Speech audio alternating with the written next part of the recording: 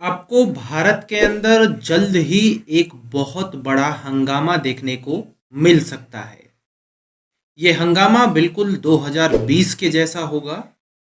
सड़कें जाम होंगी और भी बहुत कुछ हो सकता है। दरअसल हम ये कह रहे हैं कि सीएए लागू हो चुका है और सीएए की वजह से मुसलमानों में उथल-पुथल हो रही है। मुसलमानों के बड़े-बड़े नेता आकर के बोल रहे हैं कि इससे मुसलमान दुखी होंगे। सीएए मुसलमान कभी भी भारत में एक्सेप्ट नहीं करेंगे। सीएए क्या है?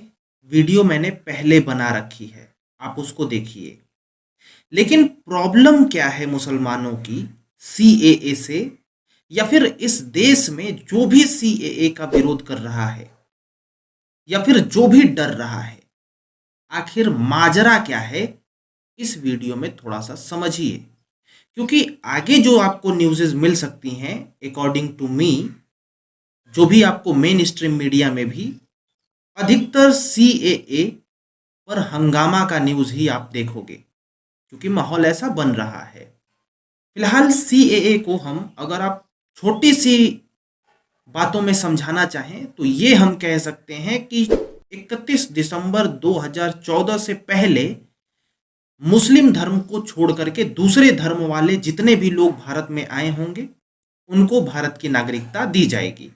मुसलमान आए होंगे तो उनको नागरिकता नहीं दी जाएगी। ऐसा क्यों कि 31 दिसंबर 2014 से पहले अगर मुसलमान भी आए होंगे भारत में तो उनको नागरिकता क्यों नहीं मिलेगी? क्यों अन्य धर्म वालों को मिल रही है? देखिए, मुसलमान यहाँ पे बोल रहे हैं कि ये दोहरा नीति क्यों है। थोड़ा सा इसको हम समझाते हैं, उसके बाद अन्य मुद्दों पर भी, अन्य जो भी भड़काऊ वगैरह है उस पर भी हम लोग ध्यान फोकस करेंगे। यहाँ पे बात ये है कि भारत का ये जो सीएए है वो 3 देशों पर लागू हो रहा है। पाकिस्तान, अफगानिस्तान, बांग्लादेश, जो कि कभी भारत के ही हिस्सा हुआ करते थे। सरकार का कहना है कि क्योंकि ये तीनों देश मुस्लिम कंट्री है, इसीलिए यहाँ पर जो दूसरे धर्म वाले हैं उनको दिक्कत होती है। दिक्कत ही नहीं, उनको बेसिक जो हक मिलना चाहिए इन तीनों देशों में मुस्लिम को छोड़ करके किसी को नहीं मिलता है। प्रताड़ित होते हैं हिंदू, बौद्ध, जैन, क्रिश्चियन, ये सब प्रताड़ित होते हैं तीनों देशों में।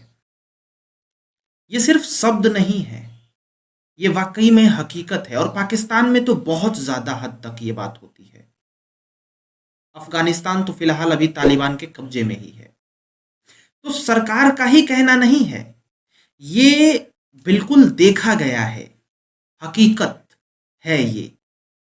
तो सरकार का कहना है कि क्योंकि ये पहले हमारे ही हिस्से थे और ये भी लोग हमारे ही थे, लेकिन फिर बंटवारा हुआ, अलग अलग हो गए।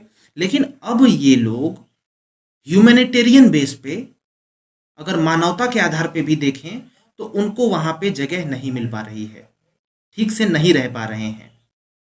तो सरकार कह रही है कि जो लोग भाग करके आ गए हैं जान बचा करके, उन लोगों को हम नागरिकता दे रहे हैं।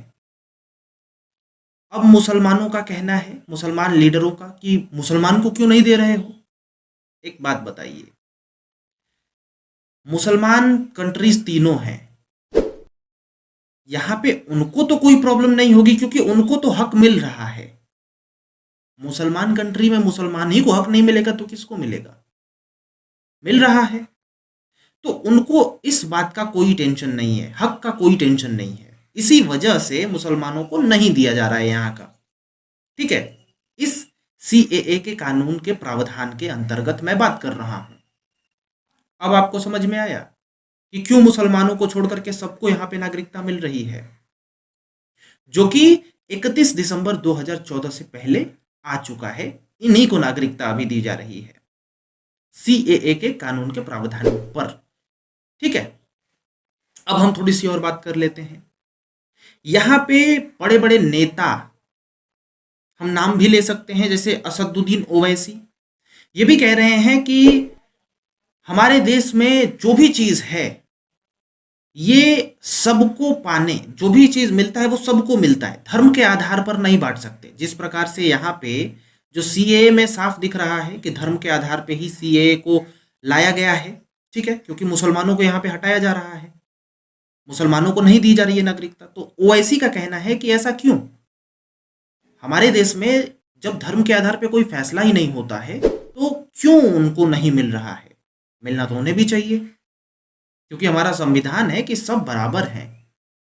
तो ओवैसी का कहना ये है।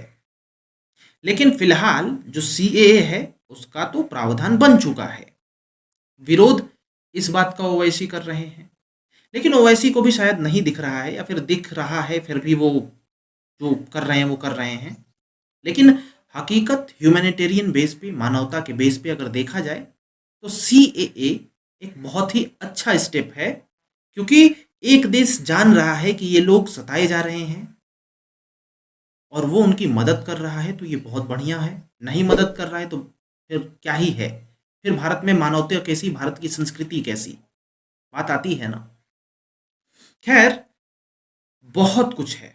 कुछ लोगों का विरोध इस बात को लेकर के भी है कि जब इतने सारे हिंदू जो कि आए हुए हैं, या फिर इतने सारे और धर्म वाले जो कि आए हुए हैं, ये अधिकतर बात जो मैं बता रहा हूँ वो असम की ओर देखी जा रही है कि इतने सारे लोगों को अगर दे दिया जाएगा नागरिकता तो वहाँ की जो धार्मिक आज़ादी है, मतलब जो धर्म या फिर डेमोग्राफी में जो चेंजेस होते हैं वो आ जाएंगे।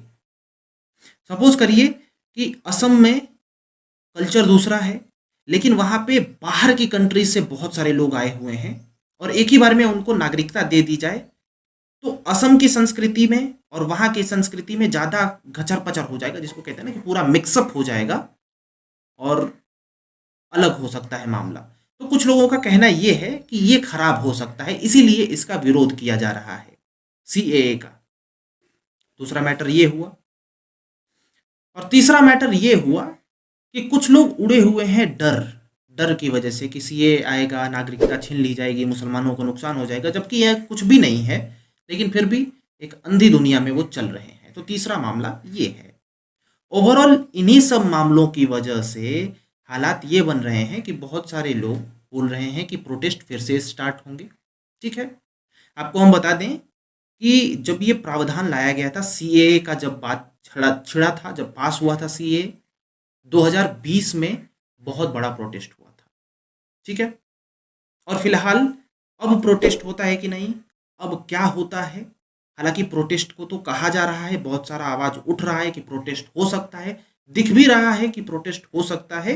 हालांकि अभी प्रोटेस्ट शुरुआत नहीं हुआ है, अभी ज़्यादा कुछ नहीं है। ठीक है, अभी बातें चल रही हैं। खैर, पिछली बार 2020 में शाहीन बाग में बहुत बड़ा प्रोटेस्ट हुआ था सीएए एनआरसी को लेकर के, और अभी देखना है कि क्या होता है। आपको क्या कहना है सीएए यानी सिटीजनशिप अमेंडमेंट एक्ट के बारे में? बताइए, जुड़े रहिए हमारे साथ। राम राम, हम हैं अंकित सिंह।